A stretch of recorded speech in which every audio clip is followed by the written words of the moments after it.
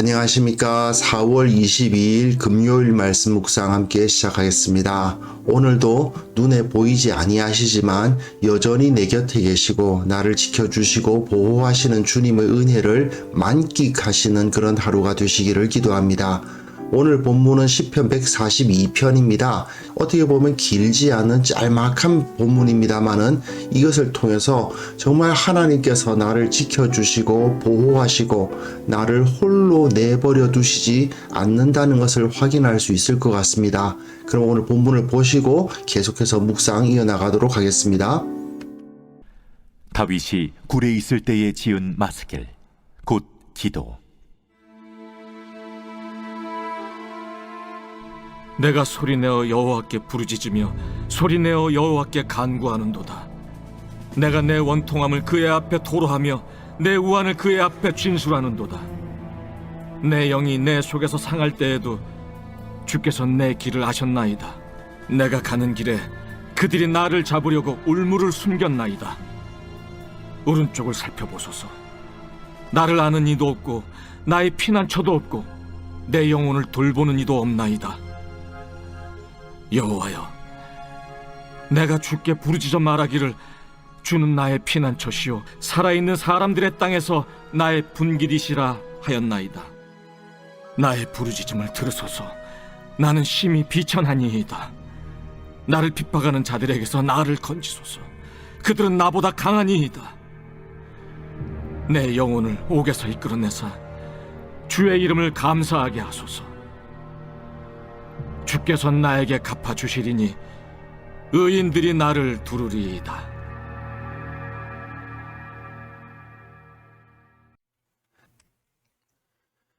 시편 142편은 다윗이 굴에 있을 때 지은 마스길 곧 기도다, 그렇게 표제가 적혀 있습니다. 다윗이 이 시편의 저자라고 보는 것이 상당히 설득력 있게 받아들여집니다. 물론 시편은 누가 지었느냐보다는 어떤 사람이 부르느냐가 더 중요한 건 사실입니다. 누가 이런 것을 지었다라고 하더라도 그 다윗이 지은 노래를 다른 사람들이 함께 부를 거 아닙니까? 그러면 다윗과 같은 환경에 있지 않지만 다윗의 노래를 부르면서 다윗의 감정과 똑같진 않지만 자신이 겪는 어떤 감정을 여기에 투영해서 부를 수가 있는 것이죠. 그렇기 때문에 시편은 누가 지었느냐, 그것이 그렇게까지 중요하지는 않습니다. 그러나 이 시편의 의미를 파악해 나가는 데에 누가 어떤 환경에서 어떤 글을 쓴 것인가를 아는 것은 사실은 도움이 되는 건 사실이에요. 여기서 보시면요, 이게 마스길입니다. 마스길이라는 말은 교훈 또는 묵상 이렇게 번역되는 거거든요. 그런데 시편 142편 우리가 함께 읽어보았습니다마는 그 내용상으로 보면 탄식하는 시죠. 정말 힘듭니다. 어렵습니다. 하나님 도와주세요 하는 그런 노래 아닙니까? 그런데 이 형식은 탄식시의 형식을 띠고 있질 않습니다. 묵상 또는 교훈의 형태를 띠고 있다는 것이죠. 보통 탄식시의 경우는요, 첫 부분에 1장 1절 첫 부분에 하나님이여 또는 여호와여 하고 시작합니다. 그런데 여기서는 내가 소리내어 여호와께 부르짖으며, 자기가 부르짖는 소리를 1인칭으로 내는 게 아니라 자신을 3인칭화해서 마치 자기가 자기 자신을 바라보면서 내가 지금 이걸 하고 있다라고 말하듯이 내가 여호와께 부르짖으며 소리내어 여호와께 간구합니다, 이렇게 말하고 있어요. 전형적인 탄식시는 이런 식으로 시작이 되지 않거든요. 하나님과 1대1의 대화를 하는 듯한, 하나님 앞에 직접 도와주세요 하고 외치는 듯한 그런 구조로 되어 있는데, 여기서는 그렇게 되어 있지 않고 그냥 담담하게 내가 지금 이렇게 하고 있습니다 라고 쓰고 있는 것만 같다는 거죠. 마음속은 지금 엄청난 고통과 어려움을 겪고 있는데 그럼에도 불구하고 그것에 대한 표현은 아주 담담하게 내가 지금 이러고 있습니다 라고 쓰는 듯한 그런 느낌의 시입니다. 그렇기 때문에 그 마음은 울부짖고 있지만 그 표현은 매우 담담한 그러한 시편이다 하는 것을 이해를 하실 필요가 있습니다.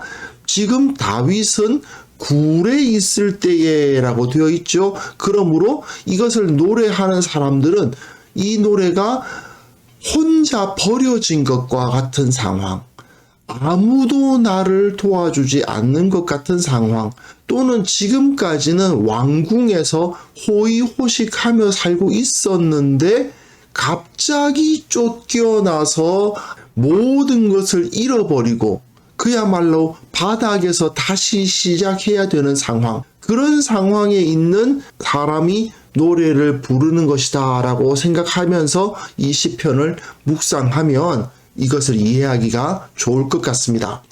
시편 142편은요.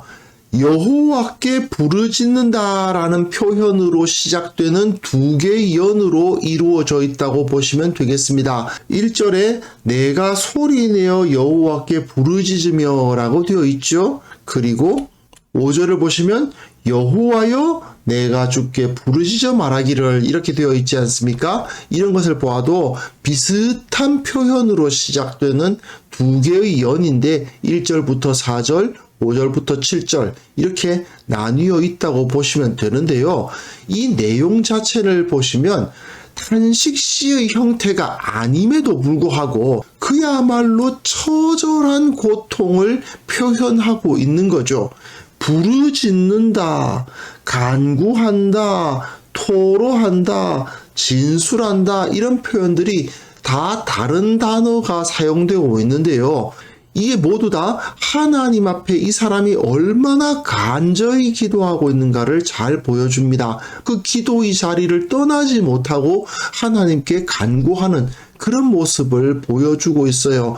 그런데 내가 이렇게 기도하고 있습니다 라고 말을 함으로 인해서 그 간절함이 좀 떨어지는 듯한 느낌을 받기도 하고 자기 안에 있는 그 너무나도 큰 고통을 바로 직접적으로 드러내지 못하고 굉장히 담담하게 그런 표현이 지금 사용되고 있는 거죠. 그 담담함은 3절과 4절에서 상당히 잘 나타납니다. 내 영이 내 속에서 상할 때에도 주께서 내 길을 아셨나이다. 내가 가는 길에 그들이 나를 잡으려고 올무를 숨겼는데 주님은 내 길을 아셨기 때문에 나를 지켜주셨다.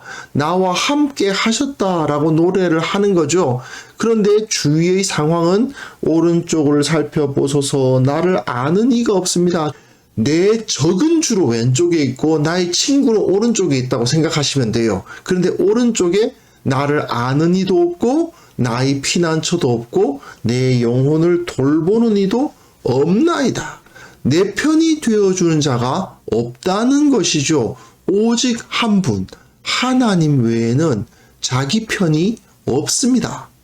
그렇기 때문에 이 사람은 주님께서 내 길을 아셨습니다.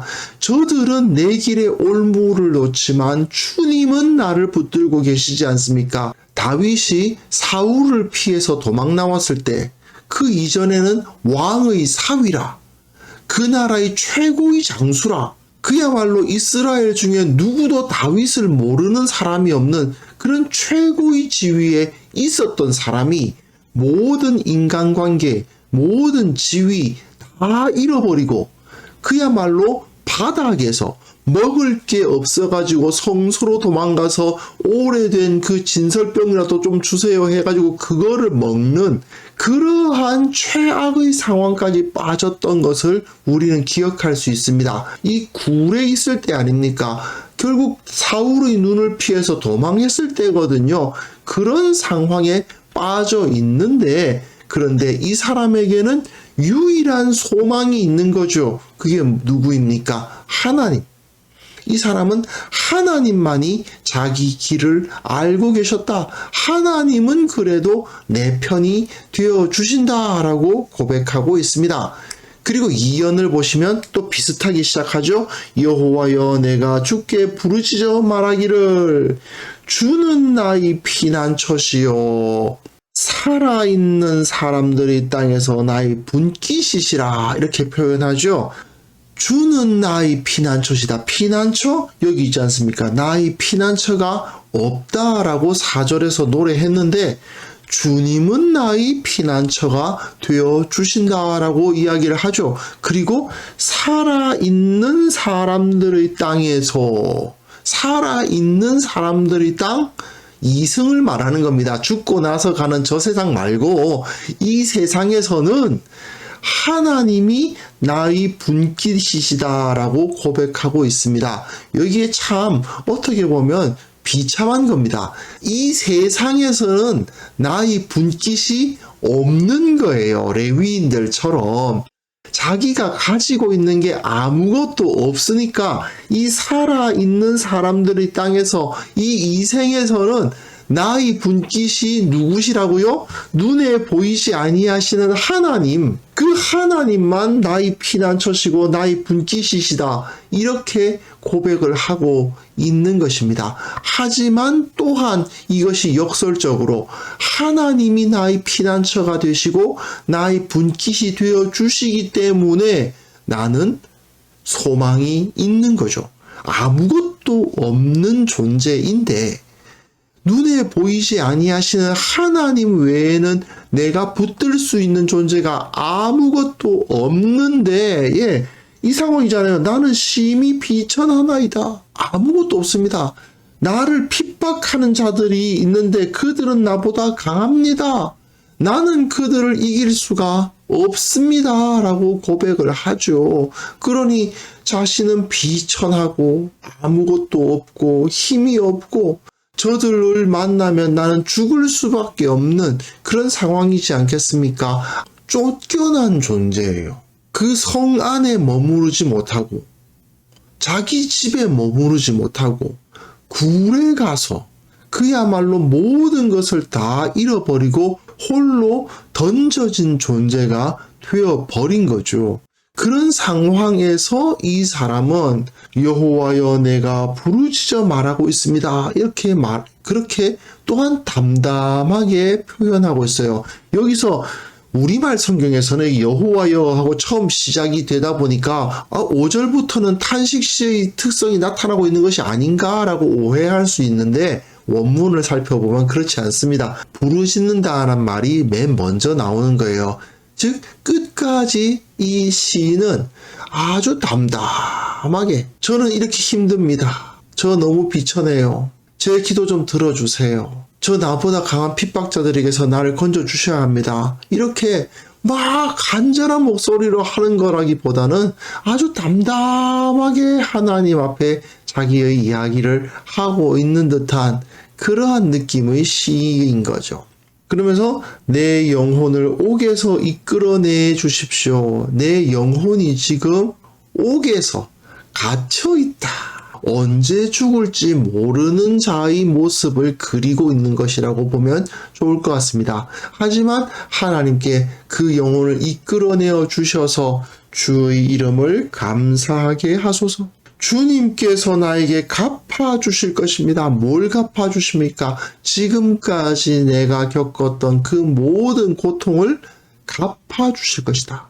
그러면서 이 사람이 원하는 것은 의인들이 나를 두르리이다. 악인들 사이에서 나를 죽이려 하고 나를 치려 하는 자들 사이에서 도망을 나와서 홀로 남겨져 있는데 이 사람이 원하는 것은 선한 사람들 사이에 들어가서 함께 교제하고 기쁨을 나눌 수 있기를 원하고 있는 것입니다. 이 사람은 결국은 홀로 정말 굴에 있는 것과 같이 홀로 던져졌지만 그곳에서 하나님 외에는 붙잡을 자가 없고 너무나도 큰 외로움과 고통 가운데 있지만 그 하나님만 붙들고 있으면 언젠가 내가 의인들과 함께 살 수 있는 그날이 올 것을 소망하고 있는 것이죠. 사실 다윗의 이야기를 살펴보면 그야말로 억울하게 버려진 사람 아닙니까? 내가 정말 내 모든 것을 바쳐서 일했던 직장으로부터 쫓겨난 것과 같은 상황 아니겠습니까? 내가 지금까지 내 인생을 바친 일로부터 내가 밀려난 상황과도 같습니다. 하지만 그 상황에서 내가 다 잃어버린 것 같지만 실제로는 다 잃어버린 것이 아니에요. 왜냐하면 하나님을 붙들고 있기 때문이죠. 사람이 가장 절망적인 느낌을 받을 때가 이런 식으로 이전에 사람들과 함께 있었고 내 일이 있었고 내 집이 있었고 내 거처가 있었는데 거기서 쫓겨나서 홀로 던져졌다고 느낄 때가 가장 절망적이라고 합니다. 주위에 나를 지지해주는 사람이 없다고 느껴졌을 때 그때 정말 사람들이 많이들 자포자기의 상태에 빠지곤 하죠.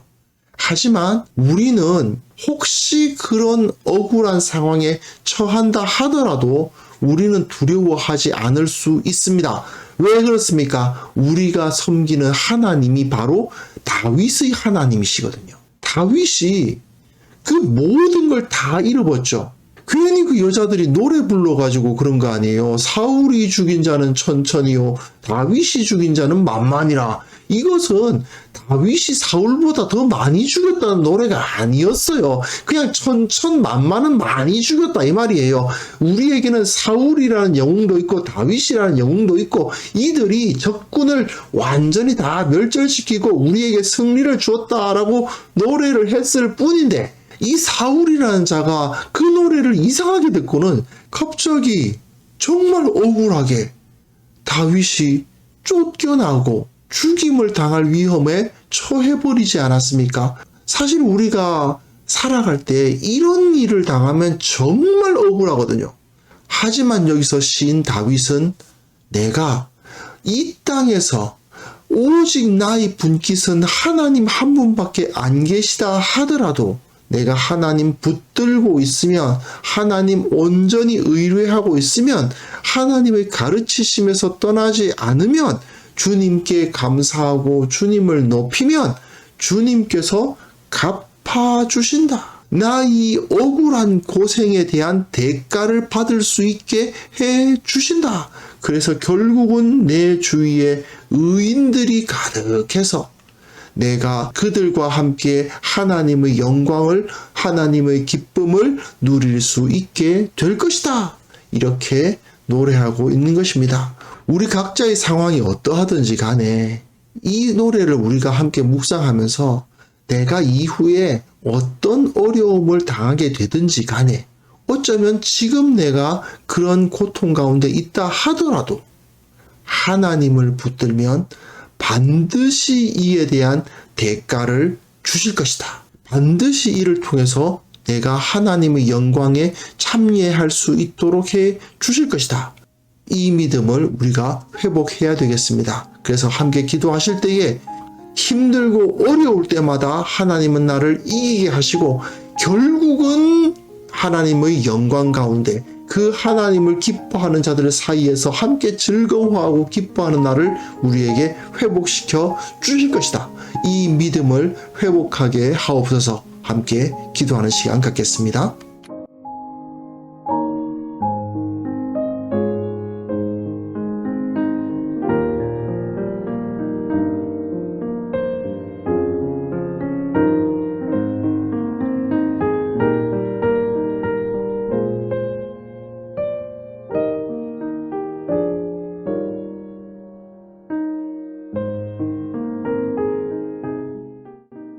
하나님 아버지, 힘들고 어려운 상황에 처할 때가 있습니다.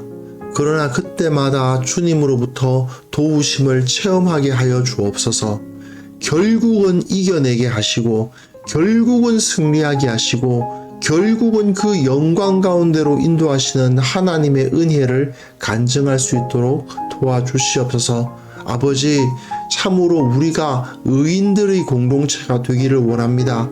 서로가 서로에게 관심을 가지고 서로를 돕고 서로를 축복하는 공동체가 되어서 어려움 당한 자들이 서로를 도움으로 말미암아 결국은 하나님의 은혜, 하나님의 지혜를 함께 소유할 수 있는 그런 역사를 일으켜 주옵소서. 아버지, 특별히 원하옵기는 이 땅의 모든 성도들이, 이 세상을 살아가는 모든 그리스도인들이 하나님 앞에 바로 서서 이 세상의 나의 분깃은 하나님이시다라고 고백하며 고난을 극복할 수 있도록 도와주옵소서. 그리고 이 땅의 모든 불신자들이 실로 예수 그리스도를 믿는 자들은, 하나님을 섬기는 자들은 어떠한 고난에 처한다 하더라도, 어떠한 어려움 가운데 떨어진다 하더라도 넘어지지 아니하고 두려워하지 아니하고 하나님의 영광과 그 살아계심 가운데에서 극복하고 승리하고 이겨나간다는 것을 보고 하나님의 살아계심을 알고 하나님을 높이는 그런 역사가 일어나게 하여 주시기를 간절히 원하옵나이다. 아버지 하나님, 오늘도 우리에게 이 은혜를 허락하여 주옵소서. 하나님을 더 사랑하게 하시고 하나님을 더 기뻐하게 하시고 하나님과 함께 동행함으로 말미암아 주님께서 주시는 그 기쁨과 감사가 넘치는 하루가 되게 하여 주옵소서. 어려움 당한 자 있습니까? 이겨내게 하시고 승리하게 하시고 결국은 극복해낼 수 있다는 그 믿음을 더해 주시기를 원합니다. 이 믿음으로 말미암아 오늘 하루도 기쁨으로 영광으로 감사로 채워지는 그런 하루가 될 수 있도록 주님께서 도와주옵소서. 예수님의 이름으로 기도합니다. 아멘.